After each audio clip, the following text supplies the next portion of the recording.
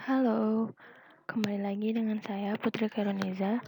Nah, kali ini di video ini akan membahas tentang masa pemerintahan Megawati. Pelajaran Sejarah Indonesia kelas 12. Mari kita simak. Sebelumnya, perkenalkan nama saya Putri Karoniza. Ini adalah tugas video saya. Saya kelas 12 MIPA 3. Ini tugas untuk Ibu Aisyah, guru sejarah Indonesia saya. Masa pemerintahan Megawati oleh Putri Karoniza kelas 12 IPA 3. Lengkap Megawati Soekarno Putri. Dr. Haji Diah Permata Megawati Setiawati Soekarno Putri atau umumnya lebih dikenal sebagai Megawati Soekarno Putri atau biasa disapa dengan panggilan Mbak Mega, lahir di Yogyakarta 23 Januari 1947 atau sekarang umur 74 tahun kira-kira. Adalah Presiden Indonesia yang kelima yang menjabat sejak 23 Juli 2001 sampai 20 Oktober 2004. Ia menjadi presiden setelah MPR mengadakan sidang istimewa MPR pada tahun 2001.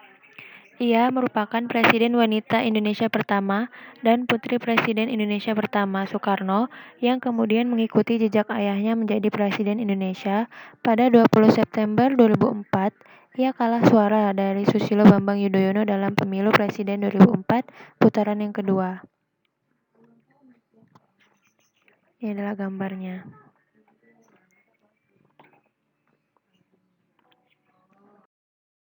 Berikutnya, Presiden Indonesia kelima, Megawati Soekarno Putri memiliki masa jabatan 23 Juli 2001 sampai dengan 20 Oktober 2004. Wakil Presiden Hamzahas, pendahulunya Abdurrahman Wahid, penggantinya Susilo Bambang Yudhoyono. Merupakan Wakil Presiden Indonesia ke-8 dengan masa jabatan 21 Oktober 1999 sampai dengan 23 Juli 2001. Sebelumnya, Presidennya Abdurrahman Wahid, pendahulunya Bakharudin Yusuf Habibie, pengganti Hamzahas. Sebagai Ketua Umum PDI Perjuangan atau PDIP, petahana. Mulai menjabat pada tanggal 24 Maret 1999, pendahulu tidak ada jabatan baru. Sebelumnya, sumber referensi ini adalah dari web Wikipedia. PDI. Nah, di sini Megawati memiliki masa jabatan dari tanggal 22 Januari 1993 sampai 27 Juli 1996. Pendahulunya di PDI yaitu Surjadi. Penggantinya juga Surjadi. Informasi pribadi yaitu nama lahirnya Diah Permata Megawati Setiawati Soekarno Putri pada 23 Januari 1947, buka kurung, umur 74, di Yogyakarta, Indonesia.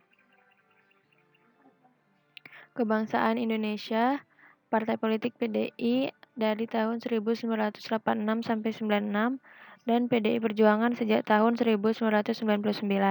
Pasangan Sulindro Soedjarso tahun 1968 sampai 1970 sudah almarhum. Dan Taufik Kemas 1973 sampai 2013 almarhum. Dan lainnya. Orang tua yaitu Soekarno dan Fatmawati. Kekayaan bersih dalam rupiah yaitu 213 miliar menurut sumber LHKPN 2019. Kehidupan Megawati. Megawati Soekarno Putri adalah anak kedua Presiden Soekarno yang telah memproklamasikan kemerdekaan Indonesia pada 17 Agustus 1945. Ibunda Megawati Fatmawati adalah seorang gadis kelahiran Bengkulu di mana Soekarno dahulu pernah diasingkan pada masa penjajahan Belanda. Ia dilahirkan pada masa agresi militer Belanda. Pada waktu Soekarno diasingkan ke Pulau Bangka, Fatmawati melahirkan seorang bayi yang dinamai Megawati Soekarno Putri pada tanggal 23 Januari 1947 di Kampung Ledok Ratmakan, tepi barat Kali. Setelah kemerdekaan Indonesia, Megawati lalu dibesarkan di Istana Merdeka. Dia pernah menuntut ilmu di Universitas Pajajaran di Bandung, namun tidak sampai lulus dalam bidang pertanian. Selain itu juga pernah mengenyam pendidikan di Fakultas Psikologi Universitas Indonesia, juga tidak sampai lulus.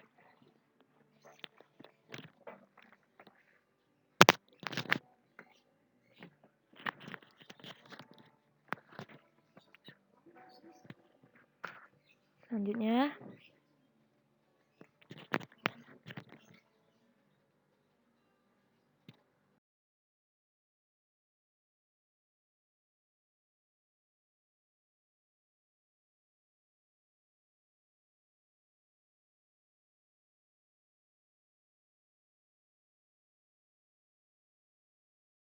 Negara atau TNI AU Republik Indonesia.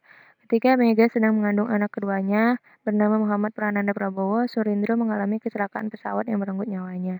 Pesawat Skiven T-701 yang dikendalikannya terhempas di laut sekitar perairan Pulau Biak, Irian Jaya pada tanggal 22 Januari 1970.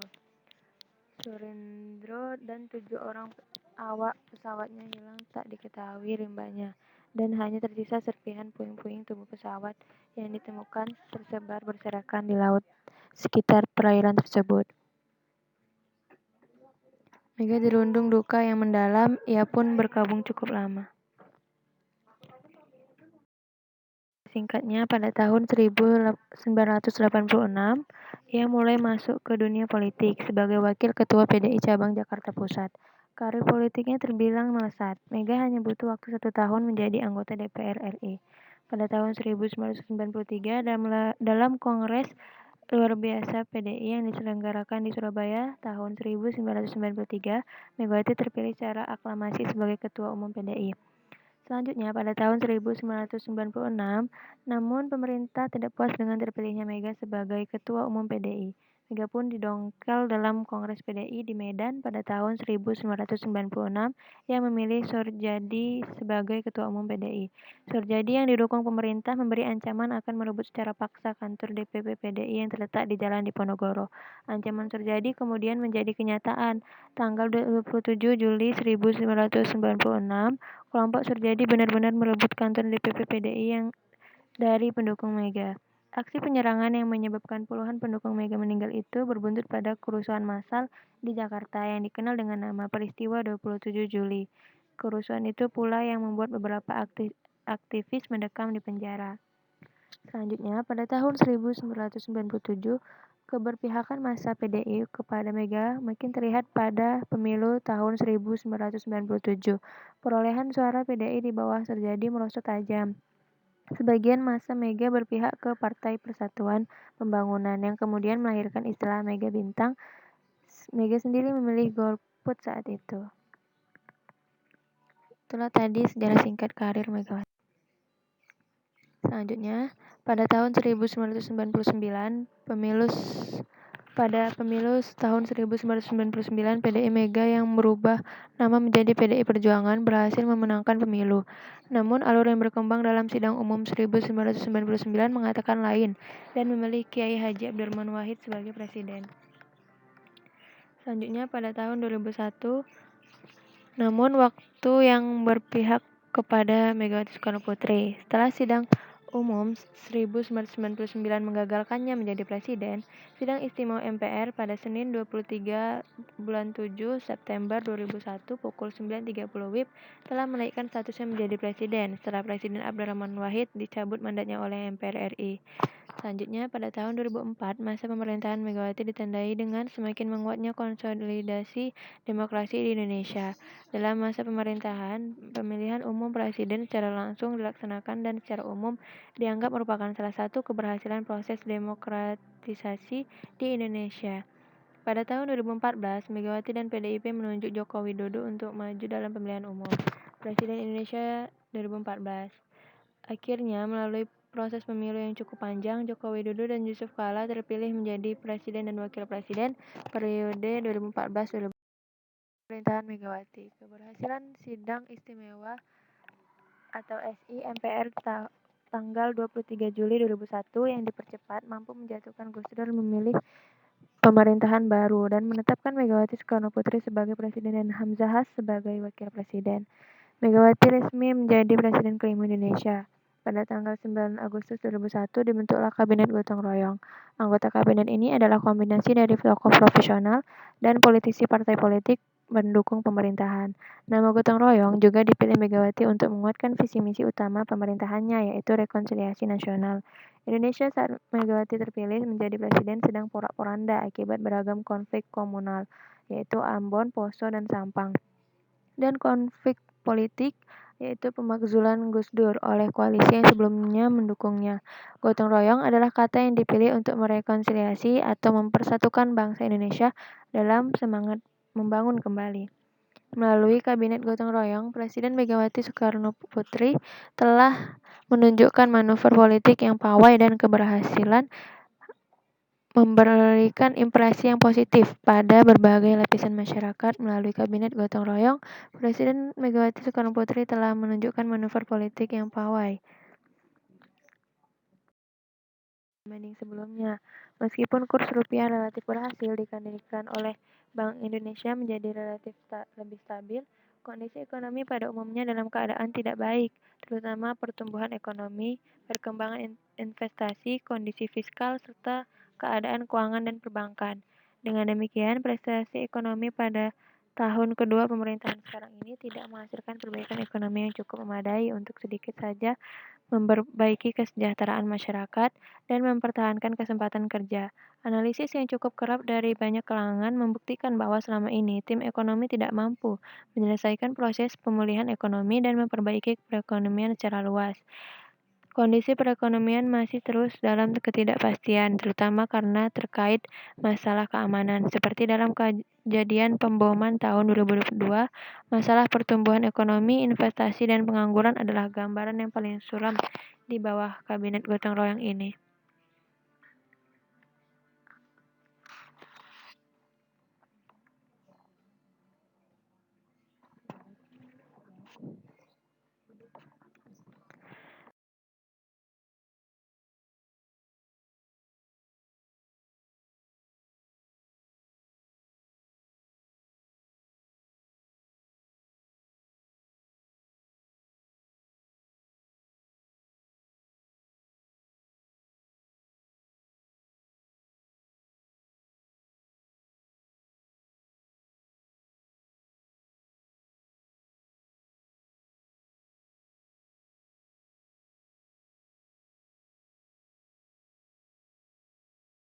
Selanjutnya, kebijakan-kebijakan masa pemerintahan Megawati. Di sisi lain, Megawati masih menerapkan kebijakan-kebijakan yang telah ia capai selama pemerintahannya.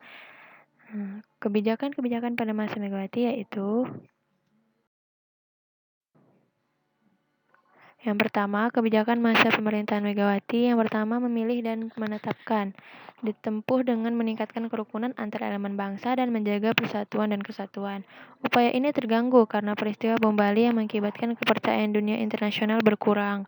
2. Membangun tatanan politik yang baru. Diwujudkan dengan dikeluarkannya Undang-Undang tentang Pemilu, Susunan dan Kedudukan MPR atau DPR, dan pemilihan Presiden dan Wakil Presiden. 3. Menjaga keutuhan NKRI. Setiap usaha yang mengancam keutuhan NKRI ditindak tegas seperti kasus Aceh, Ambon, Papua, dan Poso. Hal tersebut diberikan perhatian khusus karena peristiwa lepasnya Timor Timur dari RI. Kan Amandemen UUD 1945 dilakukan agar lebih sesuai dengan dinamika dan perkembangan zaman.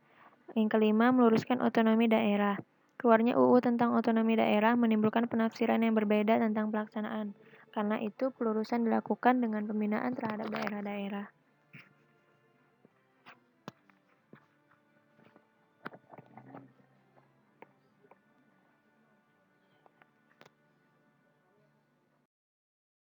Sifat-sifat Megawati Soekarno Putri dalam memimpin. Megawati Soekarno Putri berpenampilan tenang dan tampak kurang acuh dalam menghadapi persoalan. Tetapi dalam hal-hal tertentu, Megawati memiliki determinasi dalam kepemimpinannya. Misalnya mengenai persoalan di BPPN, kenaikan harga BBM, dan pemberlakuan darurat militer di Aceh Darussalam. Gaya kepemimpinan Megawati yang anti kekerasan itu tepat sekali untuk menghadapi situasi bangsa yang sedang memanas. Cukup demokratis, tapi pribadi Megawati dinilai tertutup dan cepat emosional. Ia alergi pada kritik, komunikasinya didominasi oleh keluhan dan unek-unek. Nyaris tidak pernah menyentuh visi misi pemerintahannya. Megawati lebih menonjolkan kepemimpinannya dalam budaya ketimuran. Ia cukup lama dalam menimbang-nimbang sesuatu keputusan yang akan diambilnya. Tetapi begitu keputusan itu diambilnya, tidak akan berubah lagi. Gaya kepemimpinan seperti ini bukanlah suatu kelemahan. Seperti dikatakan oleh Franz Seda, dia punya intuisi tajam. Sering kita berpikir secara logika, menganalisa fakta-fakta, menyodorkan bukti-bukti, tetapi tetap saja belum pas.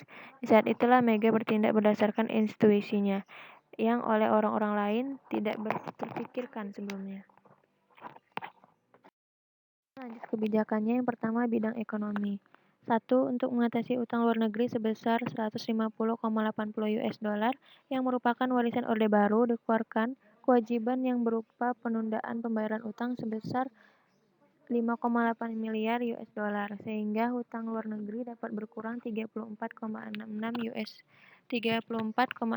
miliar US dollar. 2. Untuk mengatasi krisis moneter, Megawati berhasil menaikkan pendapatan per kapita sebesar 930 US dollar. Kurs mata uang rupiah dapat diturunkan menjadi 8.500 rupiah. Ketiga, untuk meningkatkan pertumbuhan ekonomi dan menekan inflasi, dikeluarkan kebijakan yang berupa privatisasi terhadap BUMN dengan melakukan penjualan saham Indosat sehingga hutang luar negeri dapat berkurang. 4. Memperbaiki kinerja ekspor sehingga ekspor di Indonesia dapat ditingkatkan. 5. Untuk mengatasi korupsi dibentuk Komisi Pemberantasan Korupsi atau KPK. Komisi Pemberantasan Korupsi ini didirikan pada tahun 2002. Pendirikan KPK ini didasari karena Megawati melihat institusi kejaksaan dan kepolisian saat itu terlalu kotor, sehingga untuk menangkap koruptor dinilai tidak mampu. Namun, jaksa dan polisi sulit dibubarkan, sehingga dibentuklah KPK. KPK bersifat independen dan bebas dari pengaruh kekuasaan manapun dalam melaksanakan tugas dan wewenangnya. Kedua, bidang politik. Mengadakan pemilu yang bersifat demokratis yang dilaksanakan pada tahun 2004 dan melalui 2 periode, yaitu 1. Periode pertama untuk memilih anggota legislatif secara langsung, 2. Periode kedua untuk memilih presiden dan wakil presiden secara langsung. Pemilu tahun 2004 merupakan pemilu pertama yang dilaksanakan secara langsung, artinya rakyat langsung memilih pilihannya. Pemerintahan Megawati berakhir setelah hasil pemilu 2004 menempatkan pasangan Susilo Bambang Yudhoyono dan Yusuf Kala sebagai pemenang. Hal ini merupakan babak baru di mana presiden dan wakil presiden dipilih langsung oleh rakyat. Masa pemerintahan Megawati. Megawati sebagai Presiden RI 2002 sampai 2004. Track record Megawati selama memimpin RI hanya selama 2 tahun, yaitu yang pertama yang A. Mendirikan Lembaga Pemberantasan Korupsi atau KPK. B. Menghentikan aktivitas pertambangan Freeport di Papua karena dianggap melanggar aturan internasional tentang AMDAL. C. Menghentikan kontrak pertambangan minyak Caltex di Blok Natuna Kepri. D. Membubarkan BUMN terkorup pada masa itu, yaitu Indosat, karena merugikan negara puluhan triliun dan banyak praktek ilegal di Indosat. Aset dari pembubaran BUMN dipakai untuk membayar hutang negara. E. Menangkap 17 jenderal korup, termasuk jenderal ketua PBSI. F. Megawati membawa Indonesia berhasil keluar dari IMF pada tahun 2003 yang menandakan Indonesia sudah keluar krisis 1998 dan Indonesia lebih mandiri. G. Menangkap 21 pengembang BLBI antara lain David Nusawijaya, Hendrawan, Atang Latif, Uung Bursa, Prayoga Pangestu, Syamsul Nursalim, Hendra Raharja, Sudikatmono, Abdul Latif, dan lainnya. H. Megawati mengeluarkan Kepres nomor 34 tahun 2004 tentang penerbitan bisnis TNI. I. Mendirikan Akademi Intelijen yang pertama Indonesia. J. Melakukan pembangunan infrastruktur yang vital setelah pembangunan terhenti sejak tahun 1998. K. Mengembalikan proporsi pendapatan gas Arun sebagian besar kepada rakyat Aceh dengan status daerah otonomi khusus dan menangkap petinggi GAM dan anggota GAM yang bersenjata. Kekurangan masa pemerintahan Megawati. Pada sisi lain, banyak juga hal yang gagal dicapai Megawati dalam masa pemerintahannya. Salah satunya yang paling mencolok dalam pemerintahan Megawati Soekarno Putri adalah tentang maraknya privatisasi BUMN. Kebijakan privitasi badan usaha milik negara secara umum dapat diartikan bahwa kepemilikan BUMN oleh negara dihilangkan atau paling tidak diminimalisir karena kepemilikan atau pengelolaan berpindah ke tangan swasta. Hal ini dapat dikatakan menyimpang karena pada dasarnya BUMN adalah salah satu sarana pemasukan kepada negara yang harus dipertimbangkan secara saksama.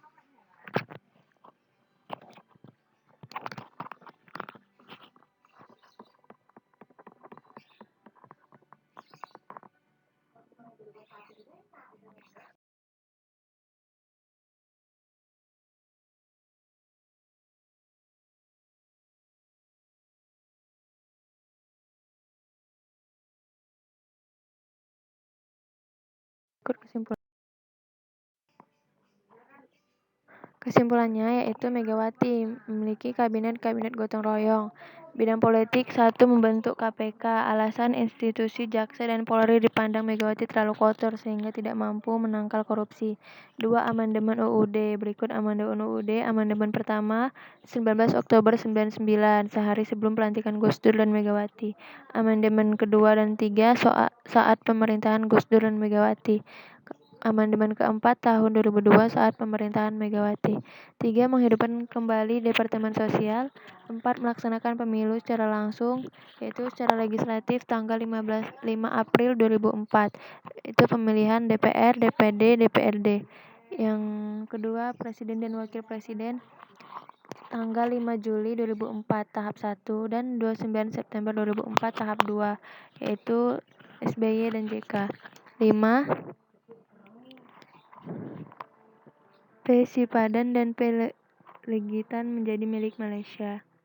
6. Lahirnya outsourcing melalui UU Nomor 13 Tahun 2003 tentang Ketenagakerjaan.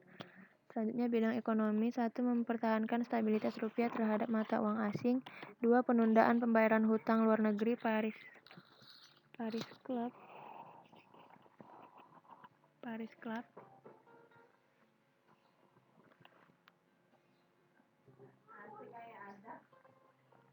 Yaitu hutang Indonesia tercatat sebesar 6 juta US dollar dan tujuannya itu untuk memperkecil defisit APBN Indonesia. Yang ketiga, mengalokasikan dana IIGT dan APBN untuk mencicil hutang luar negeri.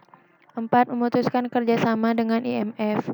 IMF telah banyak mengatur pergerakan ekonomi Indonesia.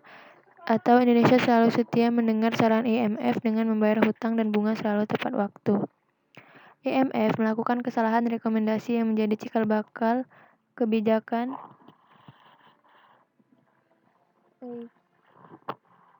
ekuiditas pada bank yang kolaps dan hampir membangkrutkan moneter Indonesia. Yang ketiga, IMF selanjutnya menjadwalkan rescheduling pembayaran utang Indonesia. Kelima, menaikkan volume ekspor dan impor Indonesia. Keenam, menaikkan pendapatan per kapita dari 465 US dollar menjadi 930 US dollar.